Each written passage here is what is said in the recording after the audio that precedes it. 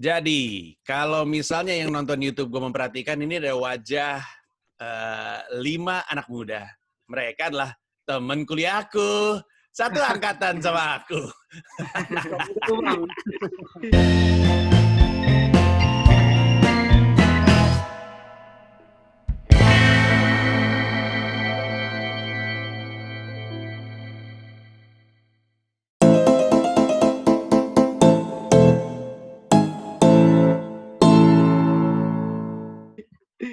Jauh bener mukanya ya. Ini yang namanya Bayu Seno Aji aja gue khawatir belum sunat nih. Udah sunat belum lo, Bayu Seno Aji? Udah Bang. Udah. Mana buktinya? Udah. Oh, udah, ya udah. Jangan dibuktiin di sini. Jadi kepada yang nonton YouTube, ini adalah teman-teman dari BEM Fakultas Kesehatan BEM Fakultas Kesehatan Masyarakat Universitas Indonesia. Betul? Betul. Ya, Itu betul, dia. Selamat datang. Ada Sultan Raihan Fatahillah. Manggilnya apa nih? Hadir, panggil gua Sultan aja, Bang. Oh, nggak dipanggil bos. Katanya lu ketuanya. Kan Sultan bos, Bang. Mantap ya, bener juga. Ada Wawan Sasongko. Nah, ini aneh nih. Namanya Wawan kayak Sunda, tapi Sasongko Jawa. Orang apa Anda, Wawan? Jawa Bang, Jawa. Oh, Jawa, oke. Bayu Seno Aji dipanggilnya apa nih? Bayu? Bayu Bang. Bayu, oke. Ada juga Farah Ramadhani, dipanggilnya apa? Farah ya? Farah, ya. Siapa tahu dipanggil Rama, kan kita nggak tahu nih. Enggak, Dan Farah, ada Bang. Muhammad Razif Iqbal, dipanggilnya apa nih? Iqbal Bang, Iqbal. Iqbal, oke. Tapi kalau Razif gitu. juga boleh biar kerenan dikit. Razif juga boleh, oke. Tapi emang lebih ke Iqbal sih dari sisi muka. Lu nggak kayak mahasiswa ya, lu kayak asdos deh lu sebenarnya. Umur lu berapa sih, Iqbal? Masih sukan seumuran sama lu Bang. Ya, berarti berapa tuh? 21 ya? 21. Kalian ini satu angkatan atau beda-beda angkatan? Beda Bang. Beda. Beda-beda. Beda. Yang paling muda di antara kalian siapa? Antara Bayu sama Wawan. Gue curiga Bayu sih. Bayu. Iya kayaknya. Bayu, ulang tahun lu tanggal berapa, Bay? 6 Februari. 6 Februari. Wawan Sasongko? 27 November Bang. Tahun? 99. Bayu? 2000. Oh, Bayu bener-bener. 2000 dia. Dia 2000. Oke, kalau gitu. Guys, kita akan tindas Bayu di dalam konten ini karena dia paling kecil. Ampun. Oke, jadi gini untuk yang nonton, gua sama teman-teman dari BEM FKM UI ini bakal ngobrol-ngobrol. Mereka adalah teman-teman yang akan membantu gue memastikan bahwa pertunjukan di Istora Senayan ini punya protokol COVID yang benar, berkaitan dengan gue butuh tenaga muda untuk membantu gue, dan mereka datang dari fakultas yang tepat lah kurang lebihnya ya. Nah, sebelumnya gue mau terima kasih sekali lagi kalian udah mau terlibat dalam acara gue. Tapi mungkin gue mau nanya, tapi gue mau ngasih kesempatan lu juga untuk nanya ke gue apapun. Nah, jadi nanti sistemnya adalah gue lempar satu pertanyaan, terserah pertanyaan gue siapa yang mau jawab. Nanti dari lu ngelempar ke gue, nanti terserah dari gue siapa yang mau jawab. Nggak ada orang lain, deng, cuma gue sendirian. Nah, gue akan mulai dengan pertanyaan pertama. Pertanyaan pertama gue adalah, sebenarnya, dan ini untuk yang umum juga ya, karena kan banyak yang menonton dan pengen tahu juga nih tentang profil kalian.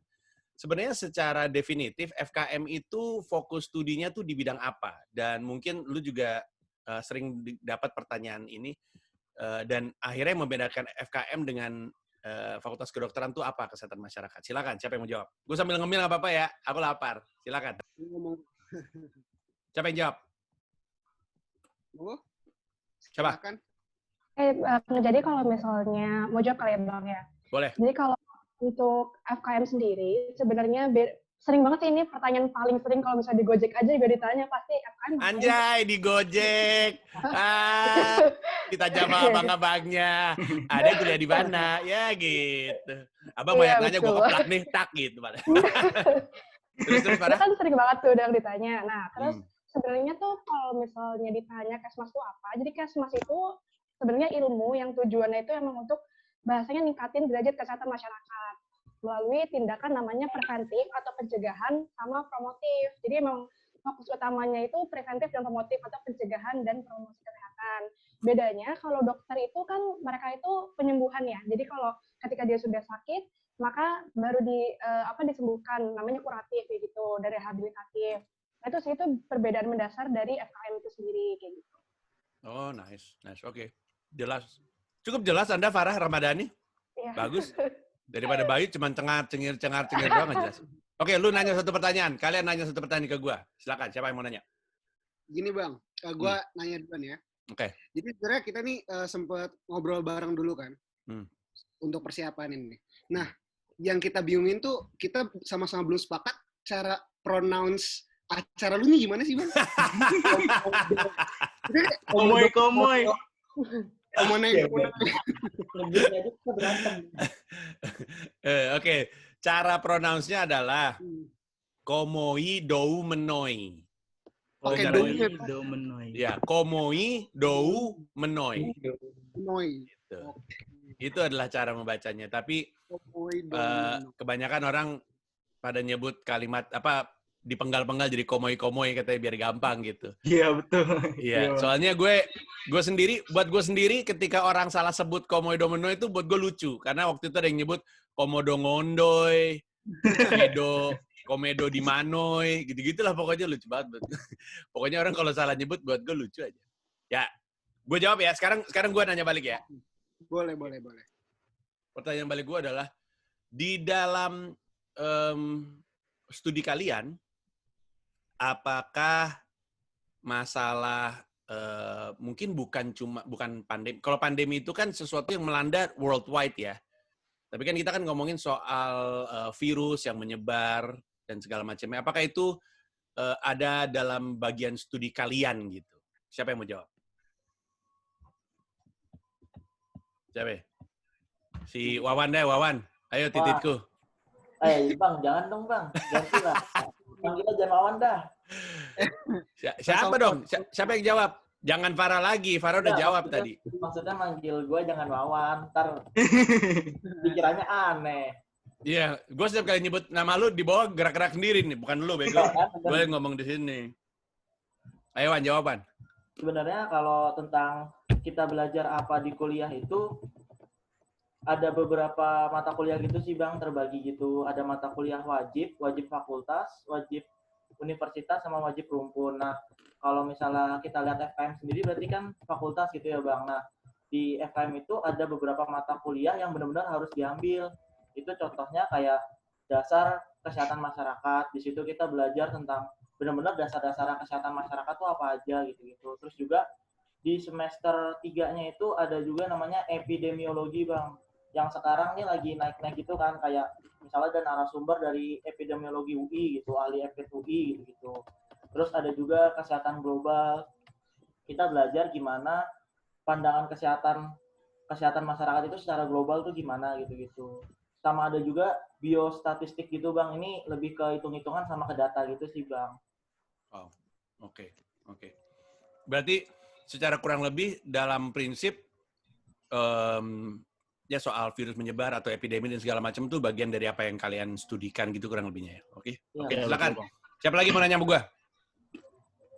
Langsung gua ada Bang. Nah, ya boleh Wawan. Kalau gua mau nanya ini Bang. Kan kalau dilihat dari stand up lu itu banyak nyinggung-nyinggung orang nih Bang. Kenapa sih lu senang bikin orang tersinggung gitu loh Bang? Mantap Anda. Belum apa-apa aja lu udah tersinggung kan? Karena gue sebut titit. Oke.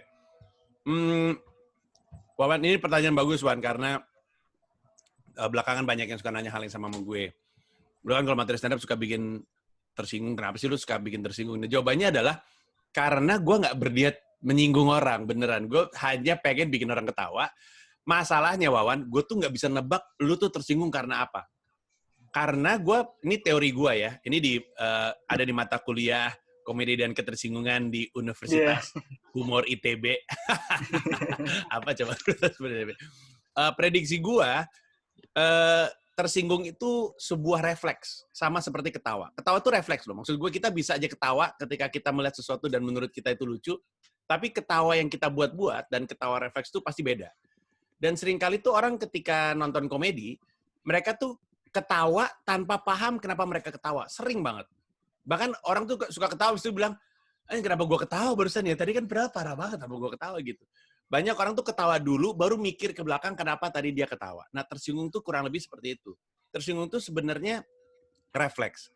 Terbukti dari banyak orang yang misalkan kenal ya, misalkan Wawan sama gue nih temenan, terus gue bisa aja ngomong sesuatu yang tiba-tiba bikin lu tersinggung. Normalnya adalah kalau kita berteman, harusnya kan lu lebih paham gue gitu dan memaklumi kalau gue bercanda. Tapi kenyataannya adalah tersinggung itu sesuatu yang refleks. Mungkin ada hubungannya sama ingatan, mungkin ada hubungannya sama pengalaman hidup, status sosial atau kondisi atau lingkungan sosial yang membuat dia jadi bereaksi. Nah, jadi kenapa gue suka menyinggung?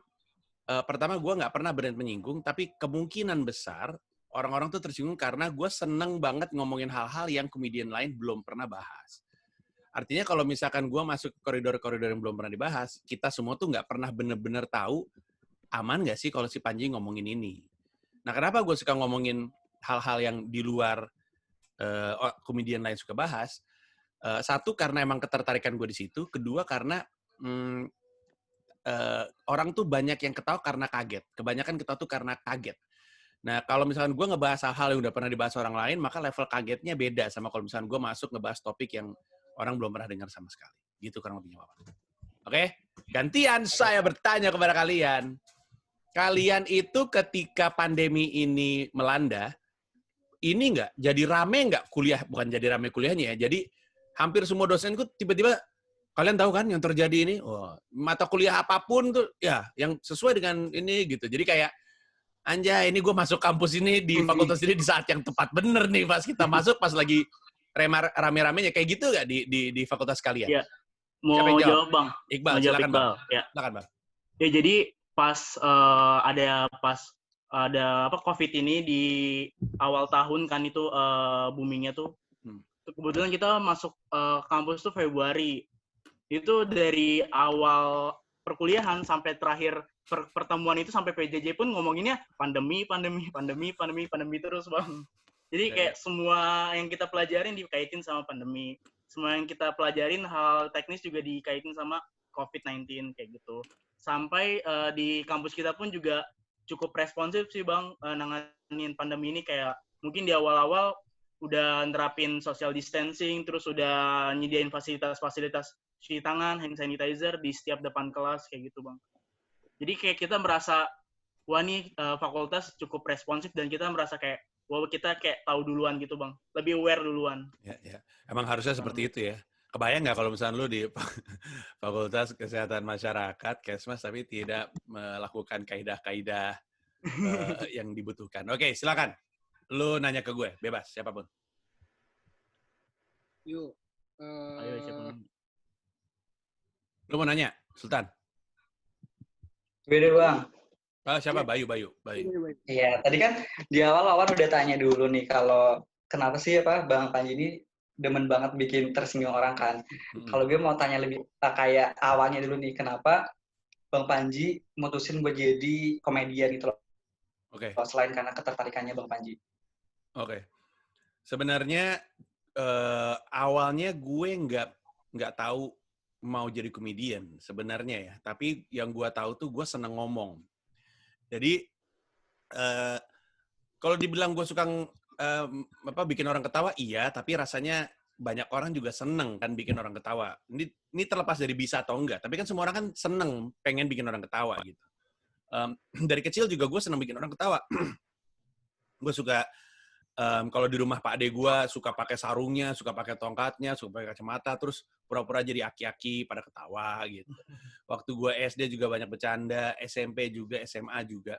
Tapi waktu gue kuliah, itu ada momen di mana gue sempat mikir lama, kenapa gue kayak gini? Ini pasti ada alasannya. Jadi gue tuh dari zaman kuliah tuh gue tahu gue seneng ngomong, kuat ngomong lama, dan seneng bikin orang ketawa.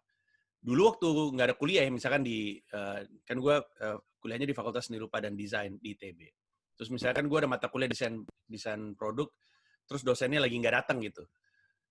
Biasanya tuh anak-anak nongkrong di warung mie gitu, terus semua pada ngumpul, terus gitu, Panji cerita dong asal-muasal cat tembok. Terus gue ngarang, suatu hari di sebuah pegunungan. Terus gue ngomong panjang lebar, bisa sejam gue ngomong kayak gitu.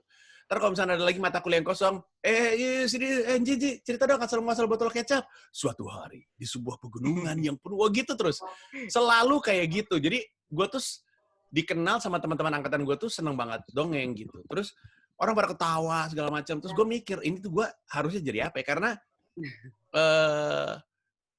itu ini banget, maksudnya itu nyata banget gitu. Bahwa gue kuat ngomong lama, imajinatif, senang menghibur orang.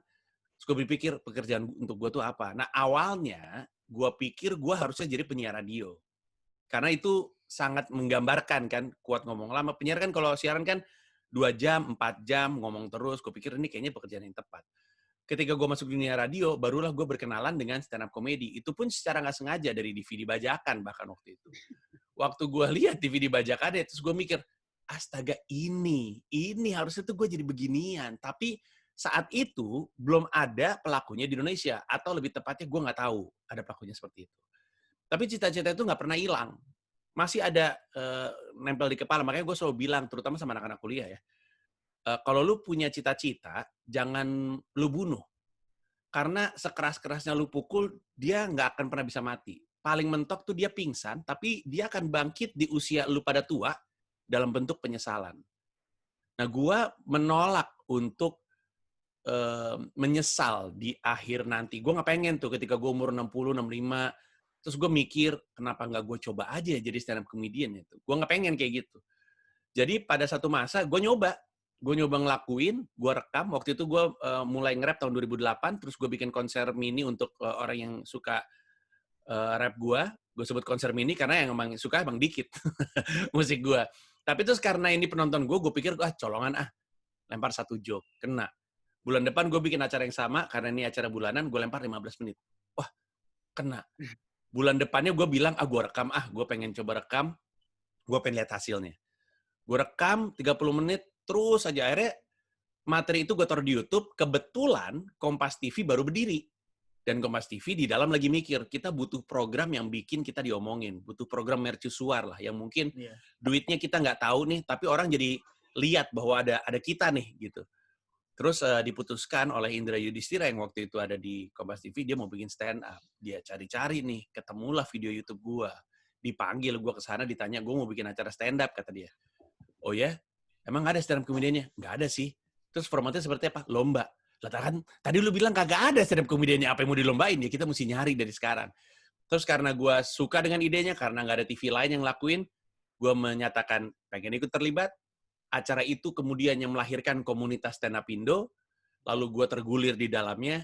Habis itu karena banyak yang suka gue stand up, akhirnya secara penghasilan oke, gue dorong terus dengan kerja keras, dan akhirnya sekarang gue bisa bilang penghasilan utama gue adalah dari melawak. Begitu, Bayu Seno Aji.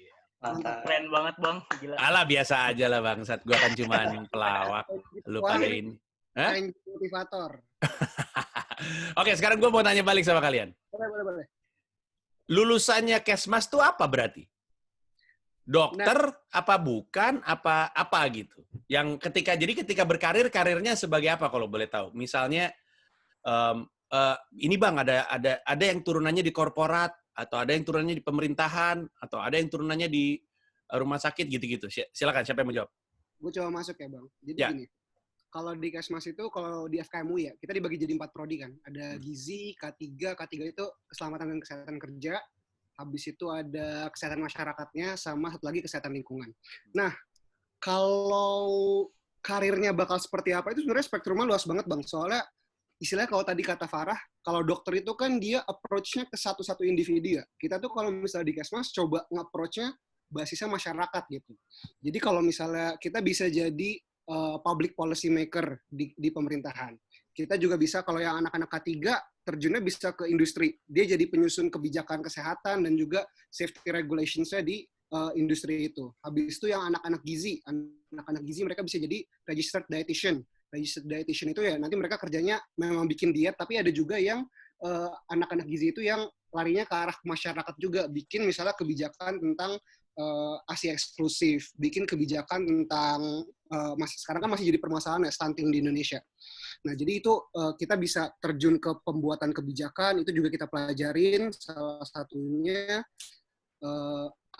kalau yang di Kesmas tuh nanti ketika mereka semester 5, mereka peminatan lagi juga.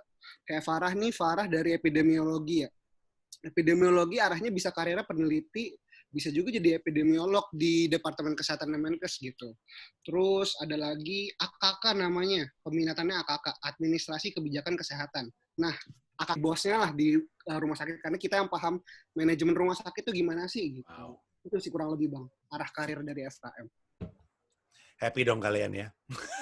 Karena prediksi gue nih, bagian dari yang disebut-sebut orang sebagai new normal adalah fokus masyarakat terhadap kesehatan, terutama dalam konteks pencegahan kena penyakit ya, jadi lebih tinggi gitu. Bagus, timing yang tepat untuk anda ini. Silakan, siapa yang mau nanya sama gue sekarang? Gue mau nanya, masih berhubungan sama yang Bayu tanyain tadi Bang. Oke. Lu tadi suka ngomong, dan suka ngomongnya lama, dan lu milih jadi komedian. Pertanyaan gue, kenapa nggak lu milih jadi politikus Bang? Nah, soalnya kan kayak gue beberapa kali ngikutin lu juga, lu sempat jadi jubir di beberapa pilkada ya dan pemilu ya. Terus juga lu sempat ngadain show juru bicara ya Bang ya? Ya. Kayak cocok Bang. Kenapa komedian, kenapa nggak politikus gitu? Oke, Sultan, pertanyaan yang baik sekali. Ngomong-ngomong, lu kan ketua BEM ya? Iya. Berarti aktivis juga nih guys. Iya. Suka ikut demo-demo. Tapi demonya social distancing. Oke. Gua gini, mungkin jawaban ini lebih tepat. Gua memang sangat tertarik sama politik. Gue punya ketertarikan yang tinggi terhadap politik. Tapi gua cukup tahu bahwa untuk bisa jadi politisi ada banyak hal yang harus dilengkapi oleh seseorang untuk kemudian terjun ke politik. Gue bilangnya ada 3. 1, jam terbang yang cukup tinggi di satu bidang. Bisa jadi pendidikannya di situ, atau bisa jadi aktivismenya di situ. Gue ambil contoh, misalnya lu Kesmas, kemudian lu punya bidang pendidikan yang spesifik. Dan lu di situ udah cukup lama belajarnya, sehingga lu punya latar belakang yang cukup untuk kemudian masuk di dunia politik, mengambil bidang-bidang tertentu. Atau misalkan orang kuliahnya hukum, cocok tuh dia jadi regulator atau jadi anggota DPR yang kerjanya bikin undang-undang. Atau bahkan atlet yang udah begitu lama ada di dunia atlet sehingga dia tahu apa sih yang dibutuhkan oleh para atlet, apa sih yang kurang, apa sih yang harus terjadi. Nah, itu tuh satu hal tuh. Dan dari sisi itu, pendidikan gue aja nggak cukup, karena gue fakultas seni rupa dan desain, ngambilnya desain produk. Sejauh ini belum ada komisi desain sih di DPR ya, jadi kalau ada ya mungkin ada manfaatnya. Pun sebenarnya gue juga nggak cocok karena nilai gue buruk. Terus latar belakang gue paling banyak tuh di dunia hiburan. Mungkin gue bisa masuk ke komisi 10, mungkin. Cuman ada satu hal lagi yang juga dibutuhkan kalau mau nyemplung ke politik. Ya, tadi gue bilang adalah kemampuan yang spesifik ya, latar belakang yang spesifik. Yang kedua adalah otot-otot berpolitik. Dan otot-otot berpolitik itu artinya karena pintar aja nggak cukup. Merasa dirinya sebagai orang baik aja nggak cukup untuk berpolitik. Lu punya keilmuan, misalkan lu Kesmas, terus udah gitu lu merasa, gue orang baik, gue pengen mengubah Indonesia, tapi lu nggak punya otot-otot politik, lu akan kaget bahwa ternyata berpolitik itu butuh otot. Seperti apapun yang terjadi di dunia ini, politik itu butuh otot gitu. Karena politik adalah sebuah permainan yang datang dengan skill masing-masing. Tidak punya kemampuan untuk berpolitik, tidak punya otot-otot politik, hanya akan menyulitkan lu di dalam. Ambil contoh gini deh. Waktu itu ada Prof. Jimli Asidiki. Prof. Jimli ini praktisi hukum yang sangat dihormati. Beliau bikin kelas ngajar hukum gratis untuk anggota DPR. Karena banyak orang yang terpilih jadi anggota DPR nggak ngerti hukum. Lah, orang kerjanya harus bikin undang-undang, kan bingung gitu. Akhirnya udah kepilih tapi mesti belajar lagi dari nol gitu. Nah, gua nggak ngerasa cukup punya otot-otot politik karena tahu politik dan berada di dalam politik adalah 2 hal yang berbeda. Kenyataannya gue cuma pernah sekali ada di dalam kegiatan politik, yaitu Pilkada DKI yang kemarin. itu juga motivasi gue bukan karena gue pengen berpolitik, tapi karena gue mau bantu temen. Yang kedua adalah karena gue curiga gue bisa dapat ilmu dari ikutan kampanye politik. Karena gue suka marketing. Jadi gue suka marketing, tapi gue juga suka politik. Dan dua dunia dilebur jadi satu itu adalah kampanye politik.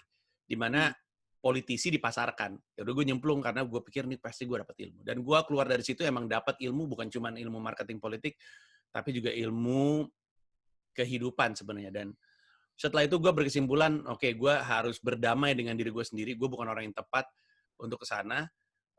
Mungkin tugas gue udah berdamai bahwa kemampuan terbaik gue emang mulut saja gitu. Orang suka mikir Panji pinter ngomong, guys. Panji nggak pinter, beneran deh. Jangan tertipu, Panji ini pinter ngomong. Nah, dunia politik Indonesia butuh yang pinter, bukan yang pinter ngomong. Karena yang pinter ngomong udah banyak di dunia politik dan mereka bikin caur perpolitikan Indonesia. Gitu kurang lebihnya, Sultan Raihan Fathahillah. Udah gue bilang cocok jadi motivator gimana? udah gue bilang gue cuma pinter ngomong. Itu cuma ngomong doang tuh gue. Sekarang dari gue. Boleh. Gue mau mulai masuk ke pandemi yang sekarang terjadi nih, COVID-19. Pertanyaan pertama gue adalah dalam rangka udah mulai masuk ke COVID adalah, lu setiap kali ngelihat ada yang bilang COVID itu hoax, itu perasaannya apa dan apakah itu dibahas di kampus? Karena sentimennya banyak kan. Gue bahkan ada teman-teman yang ketika ketemu sama gue akhirnya, terus dia bilang, gue tanya sama lu percaya corona nggak? Kata gue, percaya. Oh, lu yang percaya ya. Lo emang lu enggak? Enggak, tapi gue nggak pengen debat sama lu. Kata gue, ini apa? Maksud gue ada gitu, ada dan ada spektrumnya ya guys soal ketidakpercayaan sama corona. Ada yang percaya banget, ada yang nggak percaya bahwa itu ada, bahwa ini adalah bisa-bisaan orang. Tapi gue nggak ngerti juga motifnya soal bisa-bisaan apa yang dimaksud tuh. Buat apa orang ngarang-ngarang COVID dan melukai perekonomian dan membuat dirinya sendiri susah gitu. Dan ada yang ya gue tahu ada COVID, tapi menurut gue nggak segitunya banget deh. Kita nggak harus kayak gini gitu. Ini kan pembicaraan bukan cuma terjadi di Indonesia, di banyak negara kayak gitu. Nah, yang gue pengen tahu adalah lu pada ketika dengar di luar sana ada yang bilang COVID itu hoax, itu perasaannya apa dan apakah itu juga didiskusikan di dalam lingkungan kampus? Silakan, siapa pun yang mau jawab. Oke. Ada yang mau jawab? Oke. Jawab ya, Bang. Oke, silakan. Kalau gue merasa gini, Bang. Kita sebagai orang yang tahu ini beneran memang sebuah hal yang empirik ya, bener-bener ada. Kalau misalnya dites secara saintifik juga dia beneran ada strain virusnya gitu. Kalau gue pribadi ngerasanya kita butuh energi yang cukup besar untuk menanganinya dibanding untuk nanganin berita-berita yang simpang siur gitu. Lebih banyak orang yang percaya dan harus kita selamatkan dibandingkan yang nggak percaya ini. Oke lah, kita bikin dia ngikut-ngikut tren aja dulu. Maksudnya ngikut-ngikut nanti sama yang orang yang banyak ini yang pengen ikut berkontribusi untuk COVID ini. Sebenarnya kalau misal perasaan sih sakit hati, sedih karena kok masih ada yang mikir kayak gitu. Kalau gue pribadi mikirnya gitu sih. Kok masih ada yang mikir kayak gitu ya? Dan ini terjadi bukan cuma di Indonesia doang loh. Kalau misalnya ini, ya lu juga nggak bisa membuktikan secara saintifik kalau misalnya ini tuh konspirasi yang lu bilang gitu. Jadi ya udah kita bakal buang-buang waktu berdebat sama hal yang kayak gitu aja gitu. Istilahnya kita diajarin untuk ya kalau misalnya mau berdebat secara saintifik, kalau misalnya mau berdebat secara ilmiah, ada kaidah-kaidahnya. Kalau lawan bicara kita nggak bisa kayak gitu, ya jangan buang waktu kita untuk ngeladenin gitu. Kita coba spare energi kita buat yang lain gitu. Ini kayak Farah pengen ngomong nih. Farah mau ngelanjutin? Oh enggak ya? Sebenarnya nambahin dikit aja sih. Ya, silakan. Jadi sebenarnya tadi tanya di kelas dibahas atau enggak, ini sangat-sangat dibahas sih. Tadi udah disebut juga sama Sultan, kalau misalnya sekarang itu yang lebih bahaya itu adalah hoax-nya daripada COVID-nya kayak gitu. Namanya kalau misalnya kita sebut sih kayak infodemic sih. Jadi kayak info yang sekarang ada itu justru malah membuat orang-orang lebih takut kayak gitu. Dan kalau ditanya perasaan kita gimana, jujur sedih banget. Karena sebenarnya dengan tadi ketidakpercayaan karena ada hoax tadi, dibilangnya ada, oh COVID itu hoax dan lain kayak gitu, itulah yang membuat kenapa salah satu alasan ya, kenapa kita bisa kurvanya itu dari kemarin kayak naik terus kayak gitu ya, kayak gitu sih. karena orang-orang pada nggak percaya, akhirnya mereka tetap misalnya kayak nggak menaati protokol-protokol kesehatan kayak gitu. Jadinya ya beginilah gitu kondisi kita saat ini karena ketidakpercayaan orang-orang itu kayak gitu sih. Ya. Ini tuh kayak orang-orang NASA menghadapi orang-orang flat earth kayaknya. Maksud gue orang-orang yang atau orang-orang yang kuliahnya tuh ya tentang itu gitu, terus garuk-garuk kepala. Ini yang ngomong flat earth nih ada nggak sih yang anak kampus kita? Kayaknya anak kampus kita kagak ada yang percaya sih. Ini siapa sih gitu. Terus gitu astronot yang lagi di luar negeri lagi ngambang-ngambang. Gue pengen deh narik flat earther keluar angkasa terus ngeliat terus cerita sama temen-temennya gitu kali ya. Jadi rasanya kayak, aduh apaan sih lu tuh lu kuliahnya juga kagak di situ, lu percaya sama yang enggak gitu kurang lebihnya. Oke, lu pada nanya lagi sama gue, silakan. Siapa yang mau nanya? Gua bang. Siapa, Wawan? Oke, silakan Wan. Kan lu sebagai public figure nih bang, terlebih kan market atau pasar lu itu publik itu masyarakat banyak, dan terlebih kalau stand up comedian itu mau nggak mau nggak ada penonton gitu kan ya bang. Kalau misalkan nggak ada penonton kayak aneh gitu kan. Nah sebenarnya kalau dari sisi lu pribadi, lu tuh lebih milih buat ada pandemi atau nggak ada pandemi sih bang? Blow on lu anak UI, ya mendingan nggak ada pandemi dong, gila lu. Kalau ada pandemi ya gue kagak bisa ngelawak, Wawan. Cuman gini Wan, apa namanya? Ini ada lanjutan atau langsung gue jawab? Langsung aja bang, apa-apa. Ya. Cuman gini Wan, masalahnya kan kita, siapapun itu ya, kan nggak pernah bisa berharap dunia tuh selalu ideal. Kebetulan gue sebagai manusia ini punya kemampuan adaptasi yang cukup baik karena pengalaman hidup gue yang penuh dengan perubahan-perubahan di luar yang gue inginkan. Gue selalu cerita bahwa dalam hidup gue pindah rumah aja total mungkin 11 kali pindah tempat tinggal. Lu bayangin pindah tempat tinggal kan berarti lu harus menyesuaikan diri dengan rute angkot, menyesuaikan diri dengan jam-jam berapa aja suka ada premannya, terus tempat makan daerah sini apa aja, temennya siapa aja. Bayangin gue ngelakuin itu berkali-kali, penyesuaian gue terpaksa gitu. Dan karena gue terbiasa untuk melakukan perubahan-perubahan seperti itu, ketika dunia memaksa diri gue untuk berubah, gue ngikut. Nah dalam hal ini sebagai pelawak, di awal-awal pandemi terjadi, kalau gue ngotot, nggak mau, pokoknya gue harus ada penonton. Bisa-bisa gue nggak bisa ngidupin keluarga kan. Gue harus bertanya kembali kepada diri gue sendiri. Secara dasar gue nih apa sih?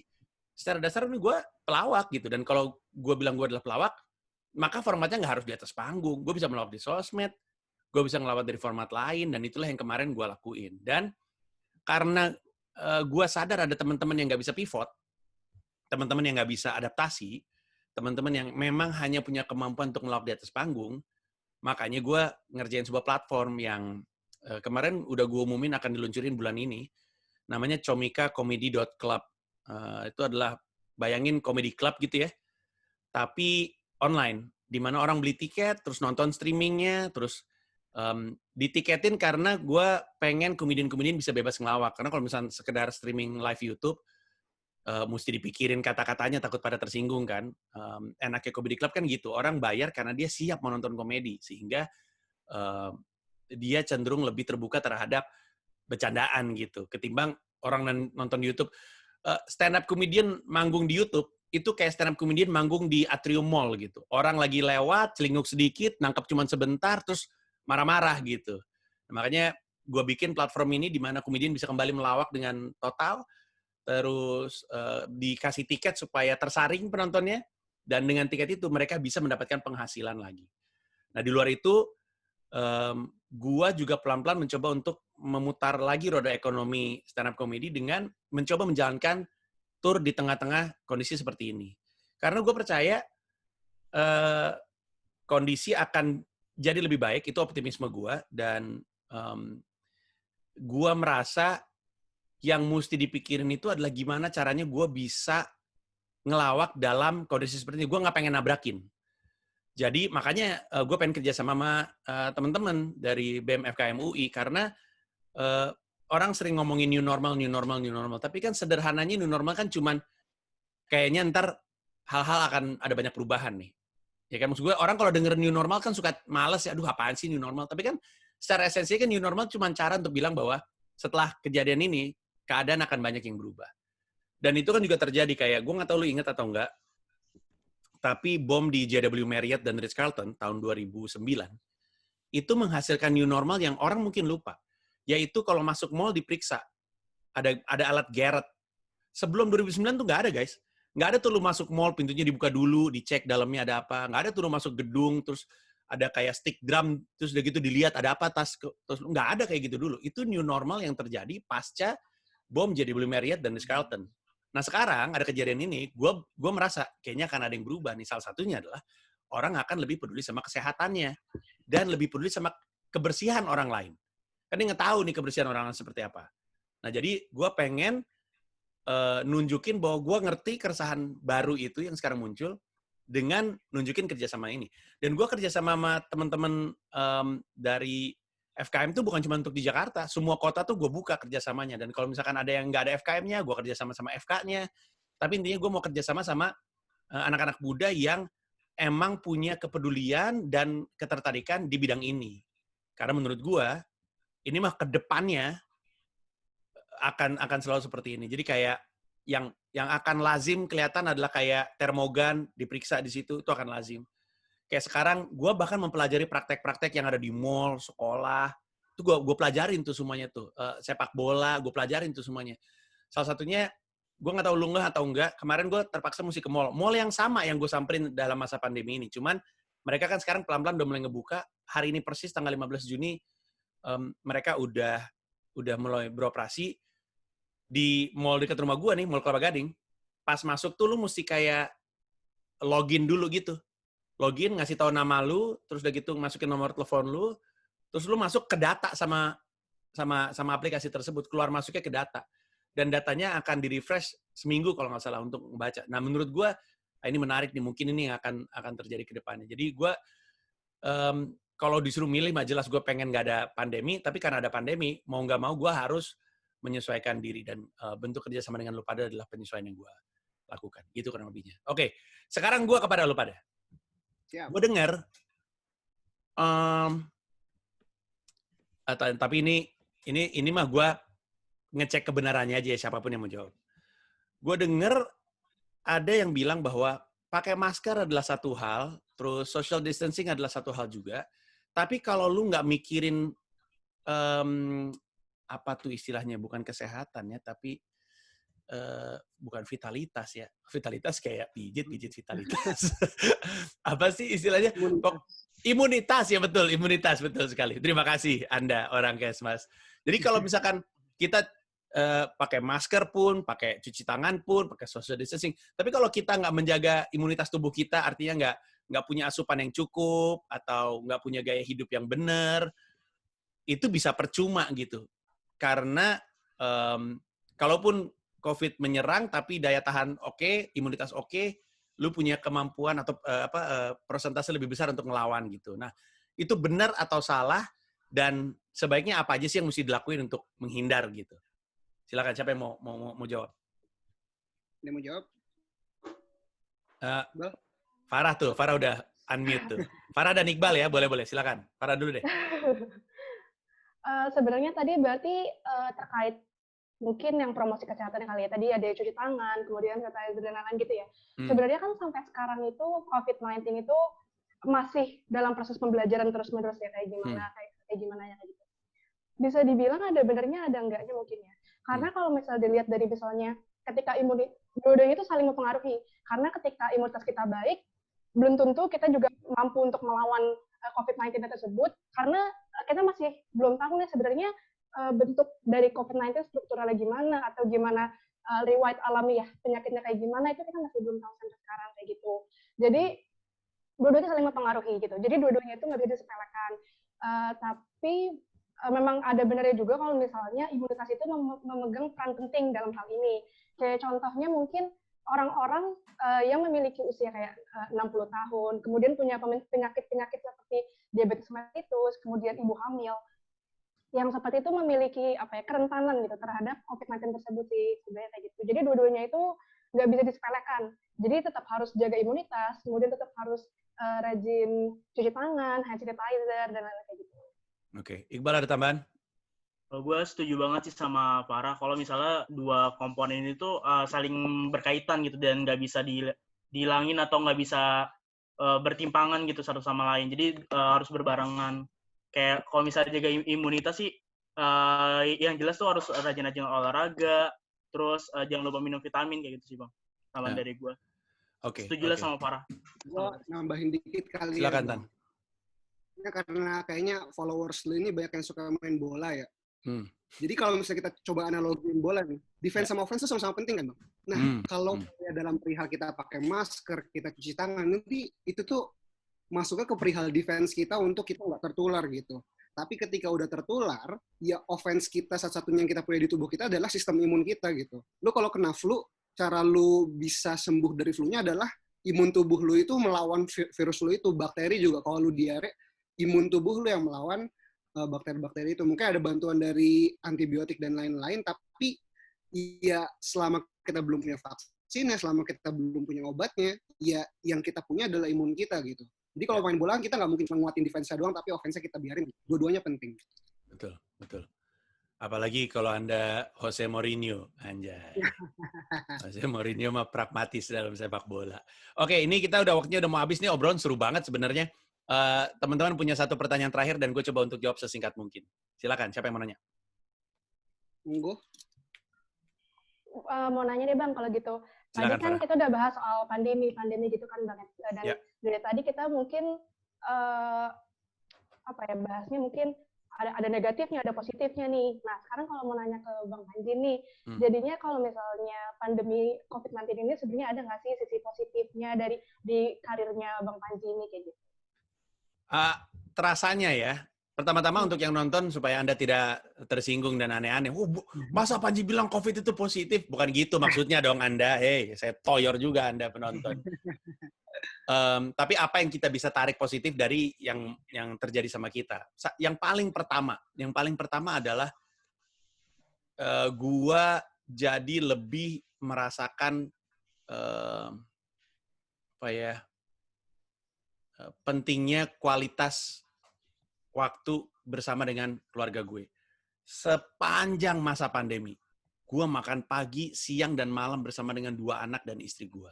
Itu sesuatu yang jarang sekali terjadi. Dulu itu adalah sebuah kemewahan. Sekarang adalah sebuah keniscayaan. Bahkan kemarin malam gue sempat ngomong sama anak gue sebelum dia tidur dan gue tidur, gue bilang, ini ayah nih kayaknya udah akan mulai keluar lagi nih. Ayah mungkin akan merindukan kita makan siang bareng dan segala macamnya. Tapi walaupun gue ngomong kayak gitu, gue tahu sekarang gue akan lebih baik dalam memprioritaskan waktu. Karena gue suka apa yang terjadi kemarin dan gue akan milih-milih kerjaan. Kalau ada yang bisa gue lakukan lewat ini dan gak ketemu langsung, gue akan lakuin lewat ini supaya gue bisa lebih banyak waktu sama anak-anak gue. Itu yang satu. Yang kedua, yang gue syukuri adalah bahwa pandemi ini memutar perubahan di industri hiburan jadi lebih cepat. Salah satunya adalah perubahan bahwa kita akan bergeser ke platform virtual. Ini udah mulai kelihatan, tapi sekarang jadi lebih cepat kejadiannya. Acara off-air tetap ada, tapi lebih jadi sesuatu yang premium, sesuatu yang mesti diniatin, sesuatu yang sangat berharga. Tapi yang normalnya sekarang akan jadi acara-acara seperti ini, dan ini menarik menurut gue, karena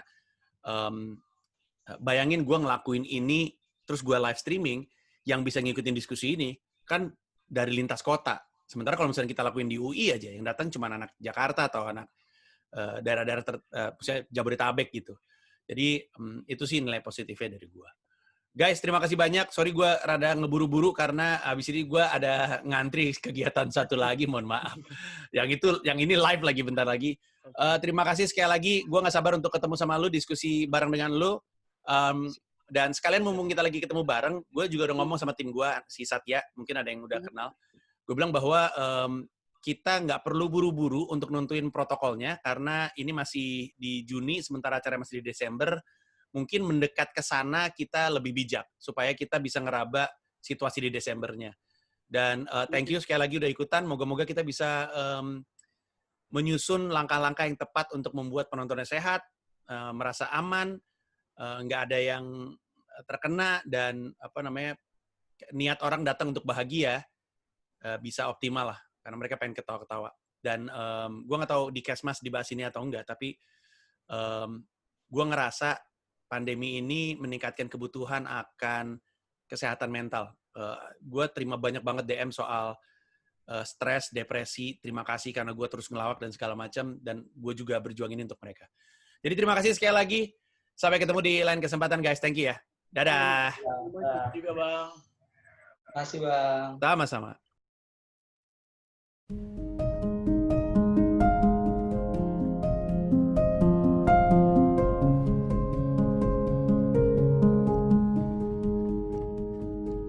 Malam itu adalah konsernya Glenn Fredly di Istora Senayan. Gua membuka konser tersebut dengan stand up, pecah, lalu mulai malam itu gua memastikan untuk mengejar cita-cita gua sejak pertama kali stand up di tahun 2010. Gua harus punya pertunjukan di Istora Senayan, Jakarta. Dan sejak itu, semua usaha gua yang lu lihat, semua pertunjukan yang gua bikin adalah langkah demi langkah yang gua ambil supaya bisa terjadi, dan akhirnya terjadi tanggal 20 Desember 2020. Gua akan manggung di sebuah tempat di mana artis-artis dunia pernah mengisi. Maroon 5, Bruno Mars, Simply Red. Dan gua akan jadi pelawak pertama di sana, dan gua minta ditemenin lu untuk duduk mengisi kursi-kursi ini.